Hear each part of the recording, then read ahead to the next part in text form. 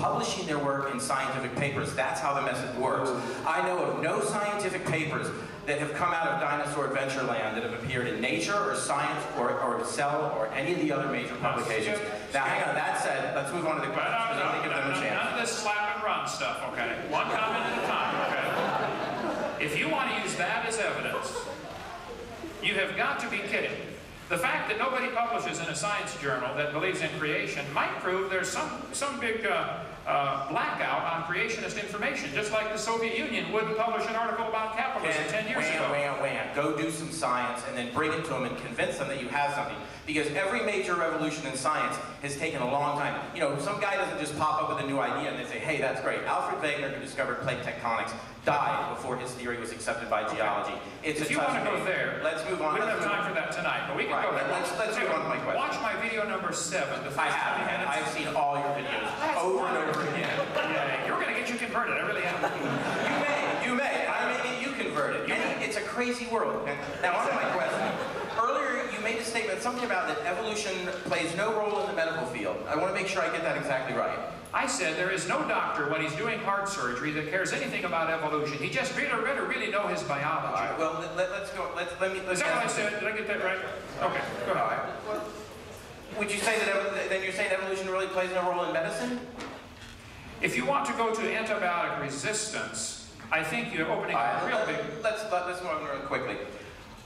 I'll make this challenge to you. I'll go home and I'll reserve the URL doctorsinevolution.org. Okay? I'll let you write the statement, anything you want about evolution and its relation to medicine. And I know of no single doctor, I can't name one off the top of my head, who actually uses evolutionary principles in his work. But I'll bet you in 30 days I can have 20 practicing MDs who will all cite, maybe even publish papers they do, where they apply evolutionary principles in their work. Will you accept that challenge? I believe you're probably right. You could do that, but listen carefully. What they're going to do, the doctor... So now we're talking about, you admit that evolutionary principles are applied out there in the medical field. Where is creationism applied in medicine? You're missing it now. If a doctor writes a paper for your website that says, I use evolution in my practice, ask him specifically what he means. When he's doing surgery on somebody, he doesn't care.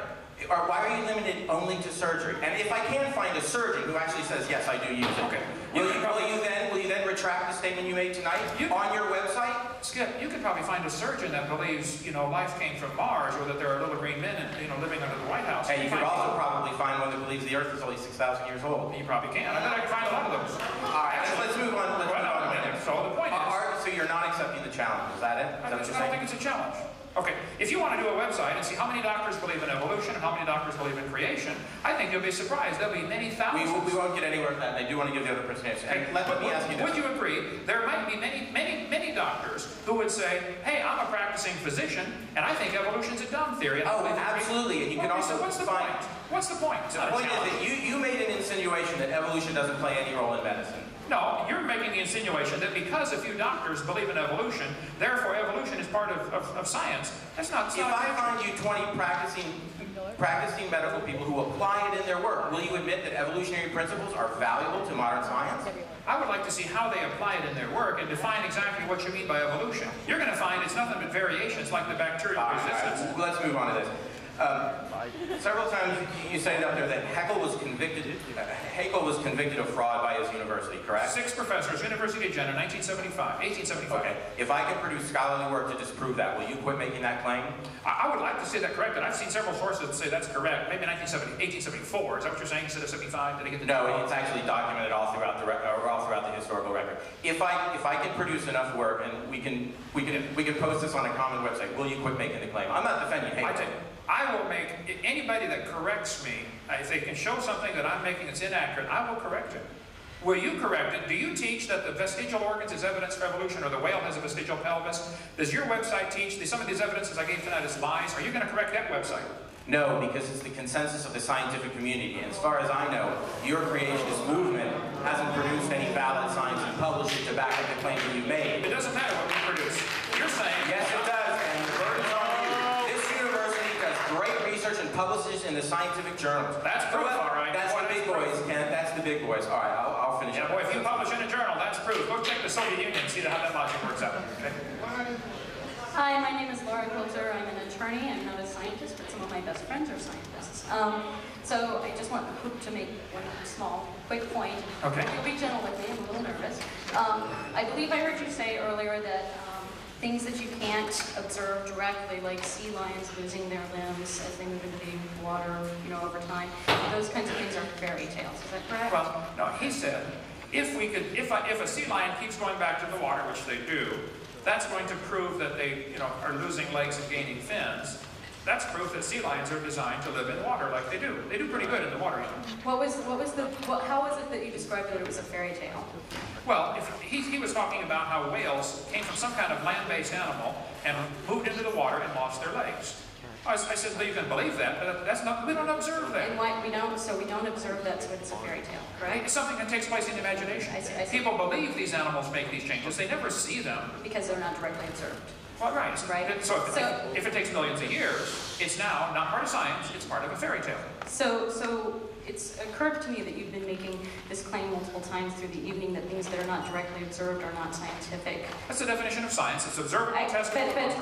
But science actually consists of a lot of things that are not directly observed, that are indirectly observed and are inferential. So I'm just going to leave that at that, but I would actually like to say that you're actually being inconsistent, because earlier you said that the Genesis story was a good story and that the Bible was a good story, and I don't think that you are 6,000 years old. So I don't think that you have directly observed.